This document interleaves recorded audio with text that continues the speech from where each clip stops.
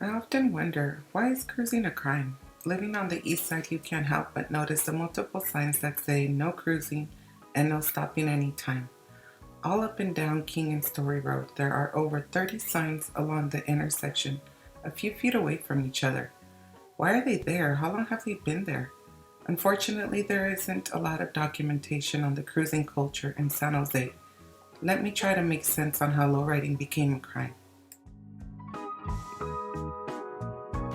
On some Friday and Saturday nights, San Jose's King and Story Roads area resembles a war zone, with police lined up on one side and kids on the other. The youth, mostly Chicano, say they come to socialize, to have a good time with their friends.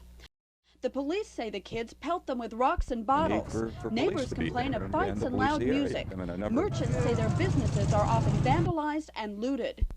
The King and Story area is described as the site of a massive public party on weekends, sometimes lasting until 5 a.m. That party is often interrupted by police barricades, violence, sirens, and arrests. The city of San Jose has long been trying to rid itself of the youth gatherings at King and Story Roads on weekends. The kids complain of a severe lack of recreational facilities on the east side and say simply that there is no place else for them to go. There's nothing else to do. Why are you out here? I'm out here just to have a good time and cruise, man. You do this all the time? Yeah, just about every weekend. Once a weekend, you know. How come you guys don't go someplace else? Why Story and King? Well, if we go to a park, they chase everybody away.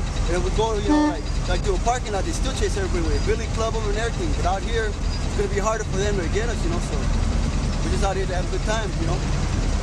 So you don't feel like you're doing anything wrong, right? Do you see anything wrong right now? Nothing. Everybody's having a good time, man.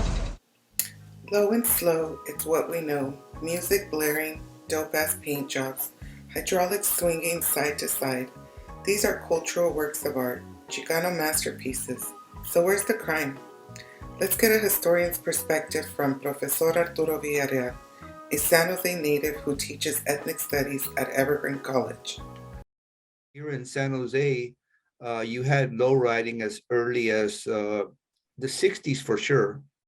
I spoke with some lowriders from the past who mentioned they were cruising back in the 60s. Of course, into the 70s, it got really big here. And in around 1979, late 70s, you know, this was the place where it was really happening, was, you know, King and Story. And it was around soon before that Whittier Boulevard, the main drag, main strip in East LA, was closed down. And so there might be some correlation there. You know, that's closed down, and all of a sudden, you know, King and Story surfaces as like, you know, the new lowriding capital, so to speak. Well, I think there was probably already cruising going on there. You know, as I mentioned, as early as the 60s, there might have been, you know, like cruising, lowriding before then. I just don't know, but definitely as early as the 60s. And that's always been a spot. You know, it's kind of like the nexus, axis mundi, cultural genocide. You can't kill the people, but you can attempt to kill the culture, or squash it, right?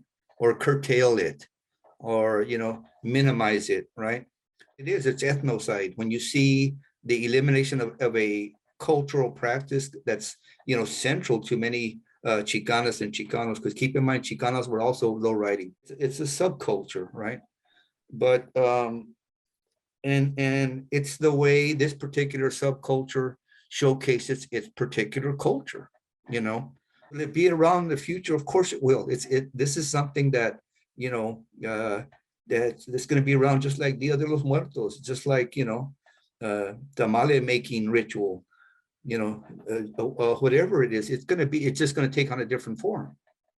Look at them as like innovators, because this is an innovation that came from Chicanos. Didn't come from, you know, somebody else. It was our invention.